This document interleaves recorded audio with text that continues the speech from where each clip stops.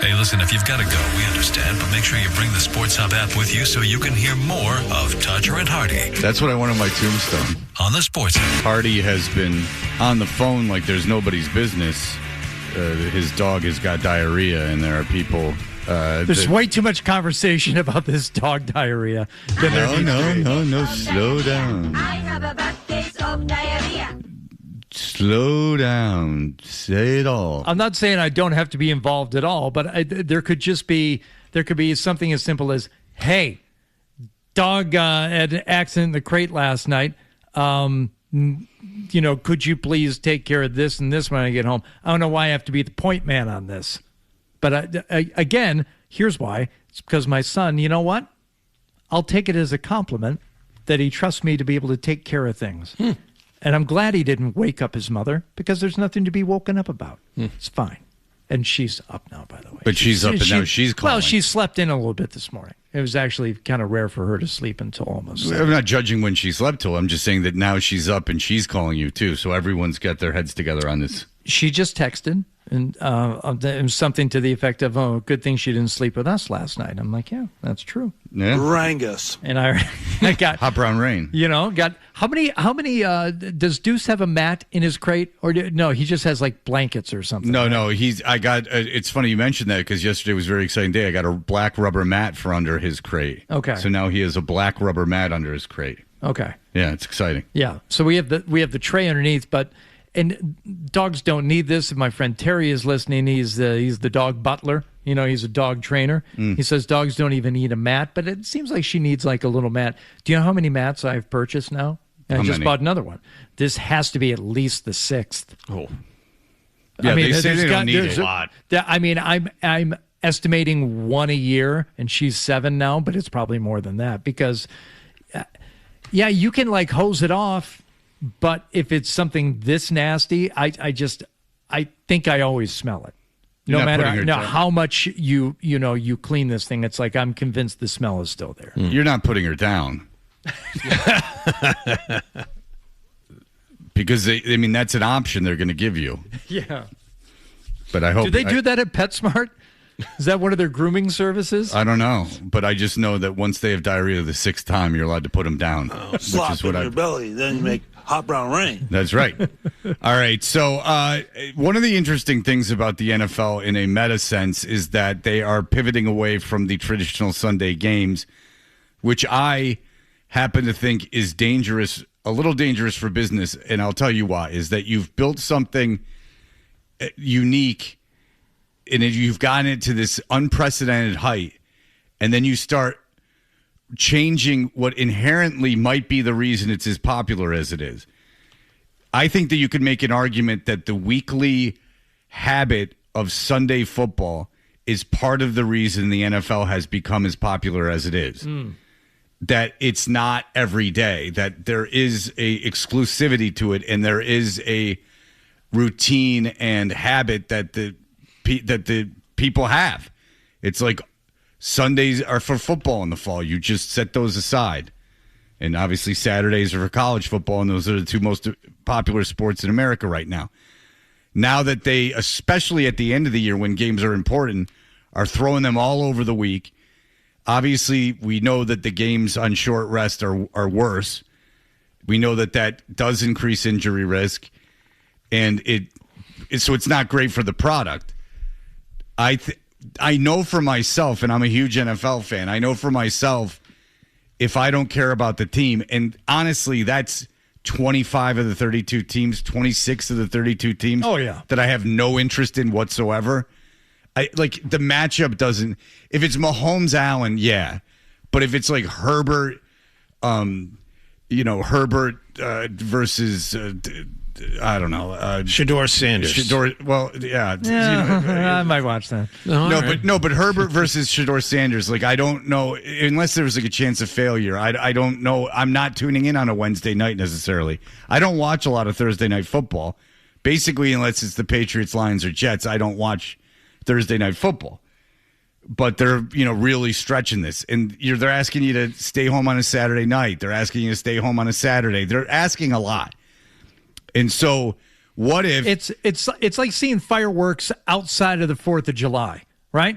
It's okay every once in a while. You want to have them on New Year's Eve, fine. But when you start sending off the fireworks for various events and you're going to have it for, this celebration, that celebration, well, it's like, I don't even really care. I don't even need to look up for that, right? Mm-hmm. It's something that, as you said, Fred, it was, whether it was planned this way or just happened this way, they became synonymous with Sundays. And all day Sunday, you could just plan for it and you could watch football on Sundays. I'm devoting an entire day of my week to you and your sport for what used to be 4 months a year. And now it's even more, but that's okay. You know, you push the envelope on the regular season, you're going to push it a little bit more, but it's the additions. It's the Thursday night. It's the now the Wednesday night. We're getting the Saturday game and all this stuff that I'm sure Jason's going to talk about here. All right. So Jason Kelce, who obviously broadcasts and played in the NFL for a long time, here's what he has to say. I do think this is the one thing that I feel like the NFL needs to hold on to that I feel like we're starting to drift away from. What's that? I don't think we're there yet. Sunday is the day of football, right? Outside of going to church in the morning, if you're still religious and you do that. Yeah, thank you for putting that. Because I got these two in here that don't know for going to church on Sunday. Thank you, Jason. Because they're not everyone can be a believer like you and me. High five, Jace. In fact, some people in this room will mock. I wonder if Jason goes to church outside of the 2 weeks before Christmas. Because I think that's what he's referring to, Fred. Oh, I recall being ridiculed for doing just that. Well, but he goes in addition to that time. I've been Easter time. Sometimes I'll pop in there. They get my money. Oh, I've been to church. Don't try to throw it back on me. You don't go at all. That's right. Yeah, damn it. See you in hell. Back off. Well, anyway, I know what you're talking about, Jason. Sundays. I'm not the one going to hell. Sundays are for church, the Lord in the morning, and then for football in the afternoon. Yeah, we're on the same page. I'm just trying to explain it to you two. So you get it. All right? Jason, I'd probably be pretty good friends, probably leave you two out. Christian style. John doesn't know what he is. He turned his back on Judaism, but has he embraced Christ? I don't know. Have you, John? No. Be more vocal. Testify. All right, here we go. Right? Outside of going to church in the morning, if you're still religious and you do that, Sunday is like where so many games happen. And that's what you grow up and you gear your entire week around watching football on Sunday. Yeah. It's an institution at this point, the NFL playing games on Sunday. With every day that we keep adding in there, we're getting away from that just a little bit. And I worry that... Why is he mincing words? Like, why is he putting a disclaimer on anything? Like, they haven't done it yet, or they're, a little bit. No, they're doing it a lot. It's a problem. Getting away from Sunday is a problem. He believes that it is. I don't know why he's mincing his words like this. I think the game got big. One of the reasons it got so popular and big was because all of the game, it was an event. Sunday is the NFL. And everybody set their week apart to tune into their games that were happening on Sunday. And you're watching kind of all of them now take place across Sunday Ticket, right? I worry that we're getting away from that just a little bit by why does he keep saying a little bit? That's so annoying. Isn't he on the desk for one of these pregame shows? I don't know, but what is saying a little bit? Like, what, are they going to fire him because he says that it's not great that they're getting out of Sundays? I mean, it's probably something that can be researched. It seems like a quick money grab. It seems like they're trying to grab as much money as they can because they're all old. Like, old. I think that since the owners, for the most part, are so old, they're not really interested in the legacy of the NFL or its staying power. They want to make as much money as possible as soon as possible. And that means international games, and that means playing all over the place and taking advantage of streaming channels while they're desperate. Like, this is the time to get in on the streaming channels when they're desperate and they're throwing a lot of money around, because they're not going to be in, like, the next cycle. They're going to be more established, or there's going to be more options or something like that. They right now have like a greedy company with a ton of money in its hands ready to throw it at them, who doesn't care about the ratings of it. They just want to put the name NFL on their product. And by the way, not caring about the ratings and not caring about the amount of people that watch it is not also good for the NFL. I mean, I think anyone who has a business can tell you when you put it on television, you'd like people watching it. Everything just seems to be geared towards making money this second, not planning for 5, 6, 7, 10 years from now. Now, they would argue the opposite. They would argue, yes, the things we're doing are making money this second, but it's in an effort to grow the game. And if you're not growing it, if you're not growing your business, if all it is static and it's still making a huge profit, that's not good enough. You have to be growing, or static is essentially losing. Well, if you're growing it, why don't you experiment with making the ball smaller so more people can play with it? Why don't you experiment with wearing, capes? Tell that to the people who make the Duke. You're going to put them out of business. But the thing is that there's a lot of things that you can do, quote unquote, like improve the game. But there's also a modus operandi. There's a business model that you've used that's made the game this popular. I didn't say improve. Grow the game. I don't know if they're interested in improving the game. Well, growing the game, I would think, would be to improve it, to improve the popularity of the game. And Sundays is why the game is popular. I could see doing an international game even once a week on a Sunday morning, because you could argue we're bringing that to other markets, and that's growing the popularity of the game. Putting the games on Wednesday, Black Friday, is not growing the popularity of the game. You're taking advantage of streaming services throwing money at you, and that's just an empty window where you're shoving something into. There's no argument that putting the game on Black Friday grows it. So, like, people are going to be like, what's this on TV on Black Friday? I wasn't going to see any of it on Thanksgiving. And I was like, oh, football. Okay. Mm-hmm. I only have it on Wednesday nights. And that's the disconnect. Growing the game, or maybe more accurately, growing the business, to them might just mean making more money. Well, yeah. And that's it. Bert's told us that these owners have a whole different agenda than fans. Like, owners, sure, they want to win Super Bowls, but they want to do it spending the least amount of money. Like, there is this sense of, yeah, you made the Super Bowl, but you threw all this money at it. That's like not as cool in the owners' boxes as winning Super Bowls while keeping to a budget. Right. And, now you can invest in professional sports teams. You and I can. You can buy into funds, private equity funds. And I'm not, like, anyone listening could. If you have like a couple $1,000s, you could buy into a equity fund that is invested just in professional sports franchises. And when you get a report from a fund that you're invested in, it doesn't put if they're winning in it.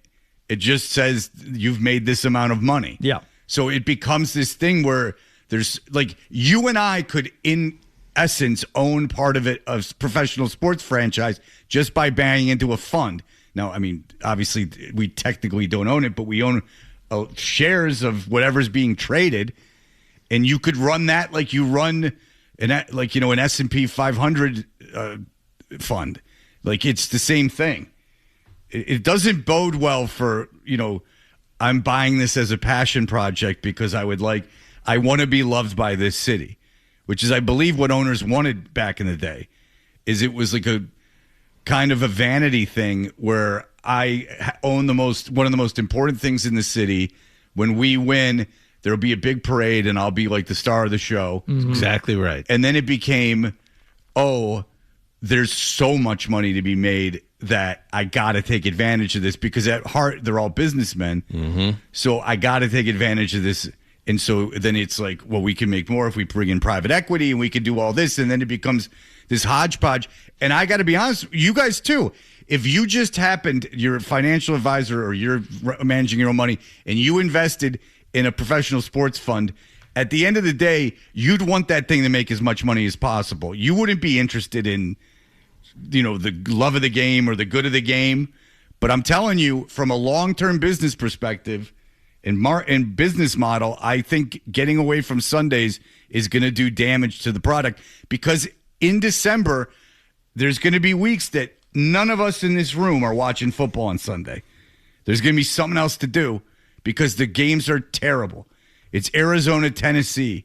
It's just garbage on a Sunday. We saw the windows of those games. They're terrible. There's weeks where I don't bet you there's not a playoff team playing at 1:00. And so you're going to watch two loser teams that you don't care about? You're going to watch New Orleans, Carolina? at 1 o'clock on a Sunday? No, you're not. And if you do, it's sad because you got. I mean, you could watch a movie. You don't have to watch football. By building too many of this. But well, all the international games are on Sunday except for the first one. Right. Correct. I'm not. This is an international Sunday thing. Morning. I'm more talking about the Christmas Eve game now. The Thanksgiving Eve. There's a Wednesday game now before Thanksgiving. Everybody's sitting around. I get it. I'm just saying. I don't think that'll ever change. I hear what you're saying, but I think they're very few far in between outside of the holidays. That is, there's not just like a random Wednesday game. Yes, there is. It's the first game of the season, you idiot. Boy, they suck. Yeah, the Kelce brothers are. Even when I agree with him, he sucks. Yeah. Well, everyone's sitting around. Yeah, okay. But then now Sunday's terrible. Yes, everyone's sitting around. That's right. Everyone's sitting around. You're sitting around. Sunday of Thanksgiving weekend, these are good examples. Your 4 o'clock games, Tennessee at Jacksonville, Washington at Arizona. And then you got Seattle at San Francisco. Fine. You got what time of day is that? Yeah, that's your 4 o'clock window. Okay. So you got one game in there to watch. The Sunday of right after Christmas, Tennessee at Las Vegas is one of 2 4 o'clock window games. You have 2 games in the 4 o'clock window. What's the other one? That's pretty bad. San Francisco at Kansas City. Okay. But there's 7 games on that Sunday, on the 27th. That's terrible. 7 games that Sunday. Yeah. Wednesday game in September. I just looked at our schedule. We got 4 games that aren't on Sunday. And we probably have the higher end of that not playing on Sunday. For sure. Right? Yeah, it's not there yet, but it's close. And to some people, it probably is there. I think it's awesome, man. Yeah. Yeah. Of course you do. Yeah. That's right, man. It's awesome, man. It's awesome. Now watch him. He loses a leg on a Thursday.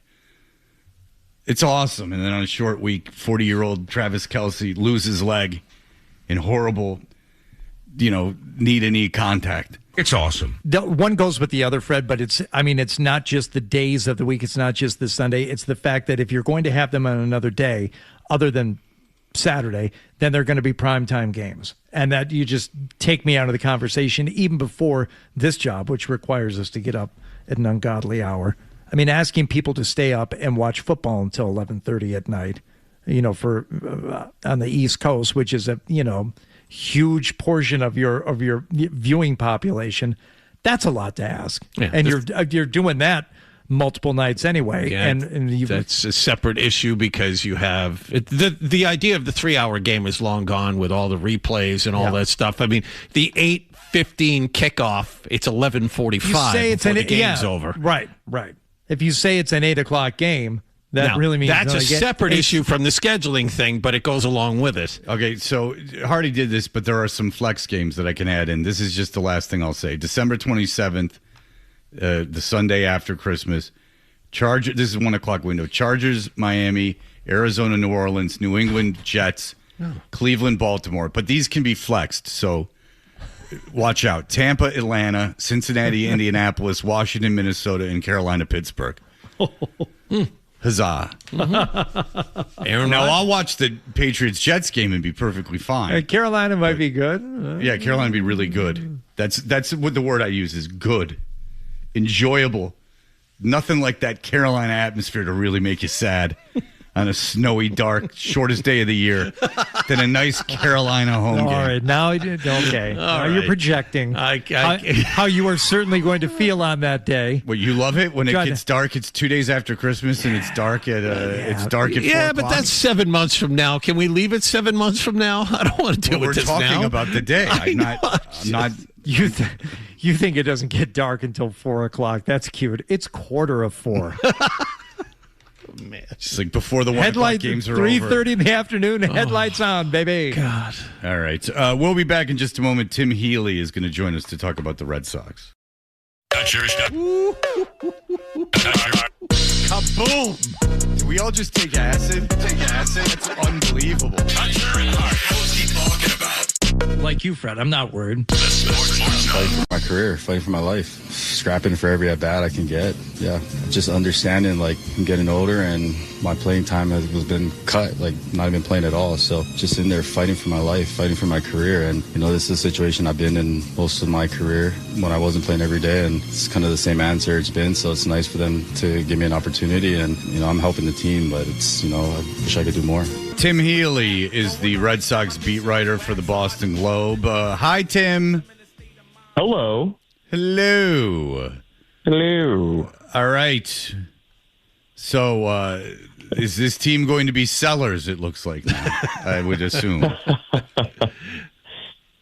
At this rate, they will be. The trade deadline is August 3rd, so we've got more than 2 months to go and time for them to figure themselves out. But yeah, at this point, every indication is they won't be in position to add, of course. They are 9 games under 500 for the first time since 2022, actually, which I thought was pretty crazy when I realized. So yeah, barring change, they'll be sellers at the deadline. Okay, so if they just start running through, because I've heard like Steve Phillips, I've heard other guys, you know, talk about it. Chapman's going to be really valuable, and you can understand that people get rid of closers. But if they start dealing Contreras and Gray, like guys that they brought in specifically to win this season, how do you get over the optics of that? And how do you keep Breslow at that point? Well, do you care about optics or do you care about trying to salvage what at that point, if that comes to fruition, would be a lost season, right? Gray, for example, was brought in for just this year, so he's an obvious trade candidate. Chapman has an option on his contract for next season. So, yes, he would be very valuable. You could probably get something solid for him. The Red Sox would have to decide if they want to keep him for next year when they, I'm sure, intend to be good, or you move on and find somebody else for the ninth inning for 2027. Same for Contreras. He's been great. Would you rather get something for him now and get rid of that salary for 2027 and have to replace him, or keep him to run it back at least at first base? So how to change how that looks or change the perception. At that point, if the Red Sox do indeed become sellers within the next 2 months, then the perception is already they're having an absolutely miserable, terrible season in a weak American League. I don't know that there is altering that perception other than trying to squeeze some good out of it in the form of a good trade deadline. Do you think it would be malpractice not to trade a closer if you can get a lot for him, just to keep him around for one more year where, you could be okay? I don't think it would necessarily be malpractice, but it would depend on what the Red Sox intend for 2027. If deep down inside they're going to, blow it up or in some way be not competitive in 2027, then yes, certainly trade Chapman. But it also depends on what you can get for him. Chapman was traded at the deadline in 2016, and the Yankees got Gleyber Torres, who ended up being their second baseman for a bunch of years. That was maybe the peak of reliever value on the trade market. It doesn't really work that way anymore, so they wouldn't get probably a player of that impact. They'd have to weigh what they would get, which maybe wouldn't be all that much, against having him for another year. Is there something like in between? You said like for 2027, if their plan is to blow it up, right? What other choices do they have at this point? I mean, how much can they reasonably do that is not going to look like a wholesale change? I'm sorry, what was that? Okay, so you said depending on what they want to do in 2027, if they're looking to blow it up, they could do this, that, or the other. what else can they do reasonably if they expect to contend next year? And as you said, take advantage of what could be another weak American League and really make an impactful 2027. What else can be done that is not going to look like a wholesale change? To me, it seems like there has to be like big changes in order for them to do anything. Small tweaks aren't going to get it done. You're right, because the core as constituted now hasn't really accomplished a whole lot. The core is non-existent. Right. Right. So there's certainly a case to be made that, anybody but Crochet and Anthony, and you could probably put a couple more players in that bucket, Willier, Abreu, Rafaela, who's got a really good contract. Everybody else is touchable.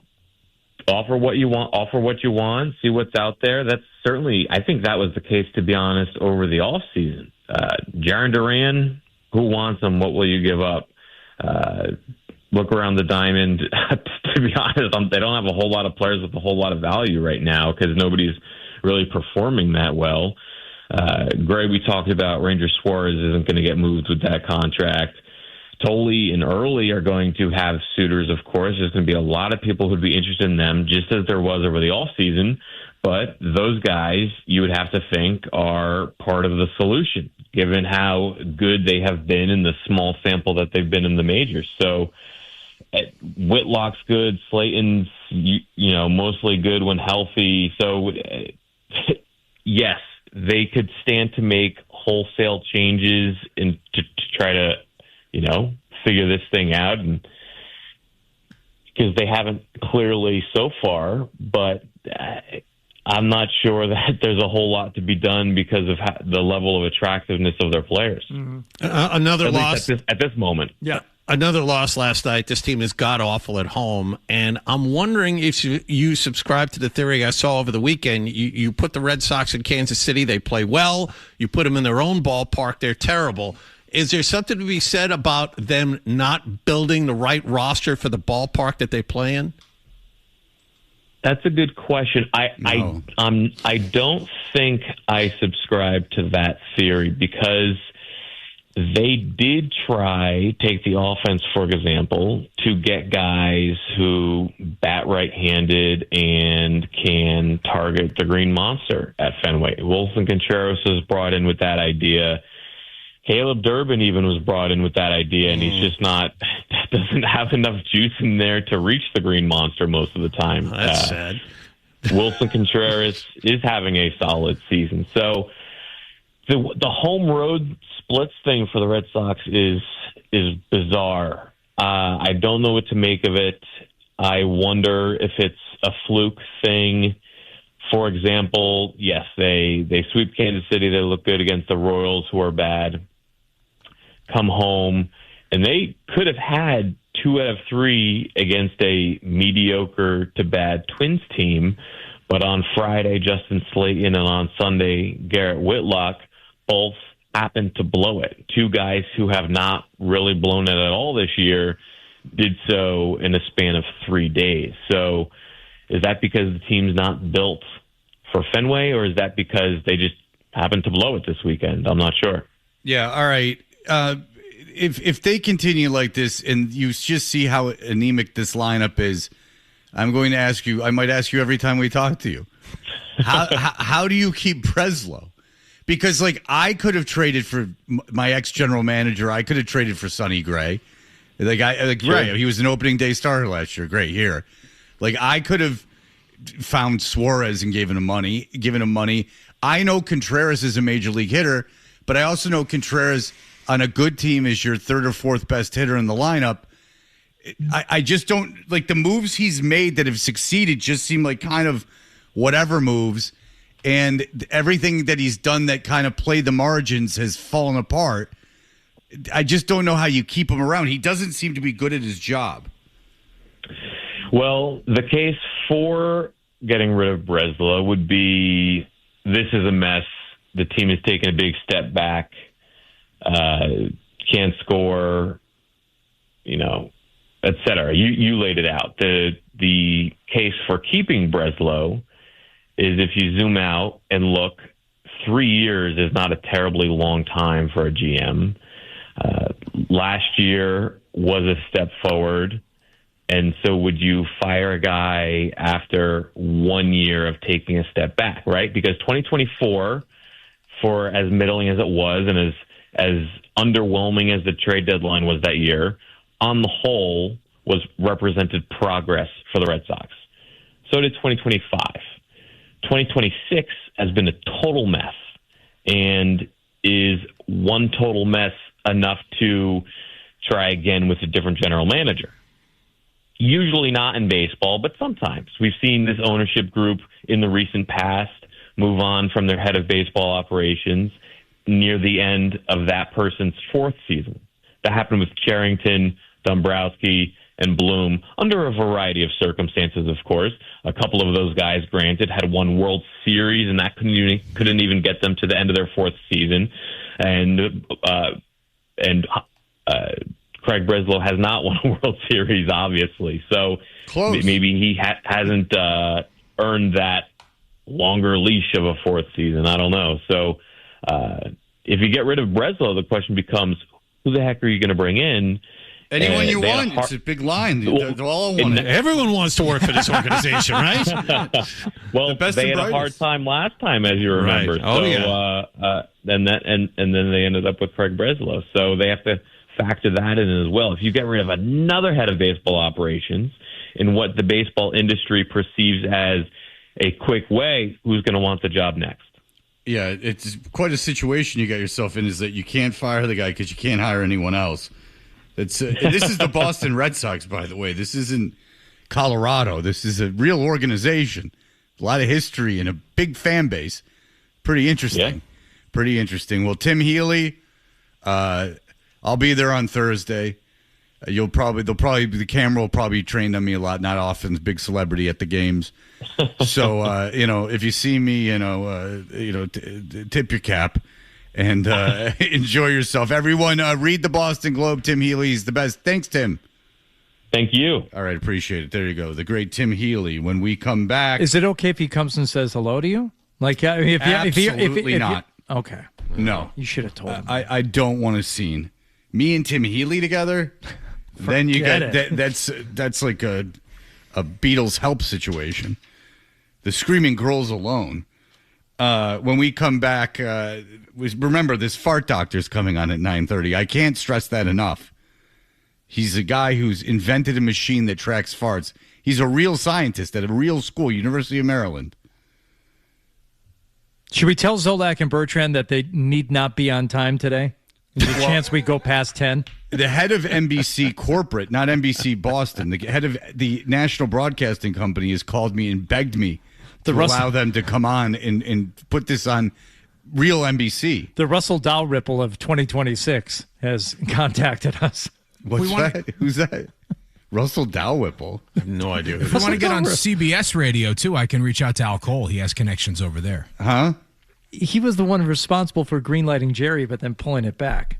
Oh, that is deep. That's a deep pull. Then he went to work for Greenpeace. Oh, he's the one who loved the lane. Oh, he's the guy from Waiting for Guffman. Okay, yeah.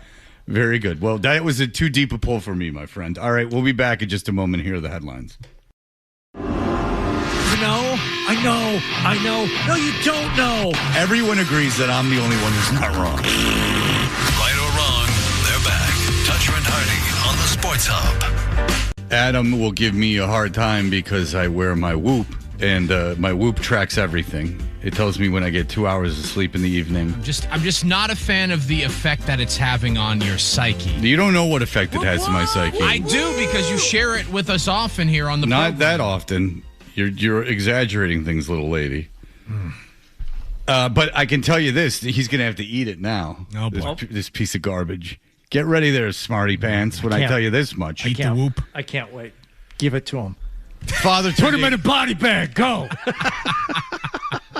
Watch me get loose. My father turned 84 yesterday. Hell yeah! Happy birthday. So last week, of course, he had to make his trip to the emergency room, as he tends to do. He loves it.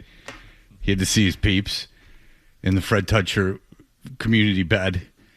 And the reason he was in the hospital is he was at a POA meeting piece of your action. No, he said POA meeting. I don't know what. Maybe he said something else. But it's like, he does that on the arm work for the village that he's in. It's like Jerry's dad.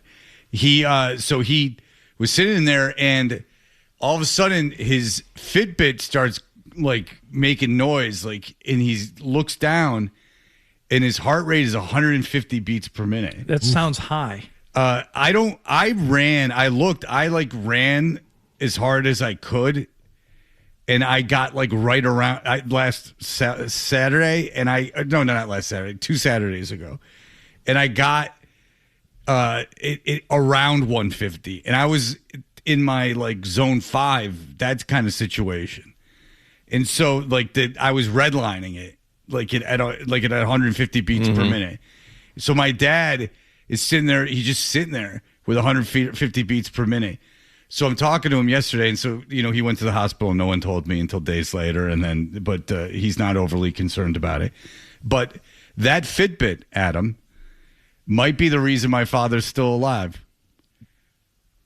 Well, that's your dad, and that's good. He should. He's 84. Yeah, but maybe I can get it's preventative. You with the whoop and the sleeping and the I don't obsessing sleep over it. I don't obsess over it. And I would argue that part of the reason you don't sleep is because you're too focused on the whoop and the data and all that. That's right. All I think about at night is the whoop and the data.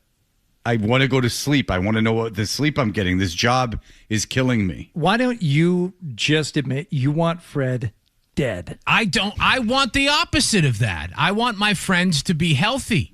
I am also very odd in my. I won't. Yeah. If I wake up in the middle of the night. But this is the bane of every pessimist. If things end up going poorly, you get to say, "I told you so." So if that's more your thing. I'm not a big "I told you so" guy. Yeah, that is my favorite thing. You do love that. Yeah, that and the informed viciousness. Yes. The hallmarks of Hardy, we like to call them. But there is a certain element to you, 12, where you get to poo-poo certain things, and for Fred saying like, "Oh, this is killing you. This is killing you. You're doing this." And if it were to finally kill him, you could say, "See, a bit of Schadenfreude in there that I might dig into." Yeah. Huh. Yeah. Schadenfreude. I don't speak French. I'm not convinced that's the correct usage of that word. Think I'm with you, Waller. I'm not sure that's right. When you find joy in someone's demise, that is Schadenfreude, I believe, is what the actual definition of that German term is. I think that's Munchausen by proxy. Baron von Munchausen? Yeah. Which you learned about it on the X-Files. Boy, did I back the wrong horse there. Look, Fred, if you need the whoop to make healthier choices, I stand by it. I'm a little persnickety about it. I'm also the guy. Is it because you can't afford it? Yes. Well, he might be able to. There's 2 zeros after that number. That's out of my range. What's the monthly subscription fee? $6,000. Okay. Might be out of his range. What I fear, Fred, is that you will take all this information, as Adam is scared about, and not do anything about it. So you know that you're not sleeping. You know that you have these issues, but what have you done to remedy any of them? I don't. What do you want me to do? Quit the job? I don't answer that.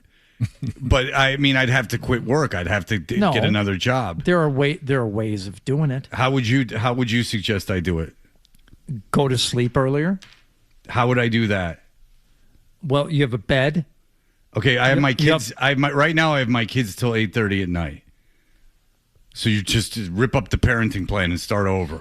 You're going to rip it up for the vacation schedule next year. You have to look. Well, that's just transferring 1 week for another. It's not in essence the parenting plan. They didn't bring down the parenting plan from a mountain chiseled in stone. But it was negotiated and worked out. Fred, it's a living document. It lives and it breathes. All I know is that you don't sleep either, and John doesn't sleep, and no one on this show sleeps. Yeah, but I'm not complaining about my whoop. No, I'm not either. I think you've lost the dialogue in what's going on. Adam's complaining about the You're whoop. the one who let go of the rope. I'm the whoop complainer. You lost the plot. You're arguing. You're on my side in this argument, and you. I was. Now, I was, but once I started and just kind of ducked out for a while, and we got lost. Once I realized, I don't know. I heard Munchausen syndrome, and I felt that maybe he was. Marty, you may be the guiltiest out of all of us in this. I felt that maybe he was getting nice and mean towards Adam. I didn't want to step on him. I know. I get the point. Once I realized I was on Fred's side, I had to quickly pivot. No, but you were arguing against what I was arguing against at me. Yeah. Like you were making my argument at me. Yeah. Which is an interesting strategy. I was wondering where you were going with that. And then you finally said, like, and you're obsessing about the woo. You don't want to. And I said, no, you've lost it. That's what Adam's doing to me. Yes. So, yeah. You're both wrong. That's right. I don't like either one of you. Yeah, you were just trying to trouble waters. What a web I've spun for myself where my only friend in the room is Wallach.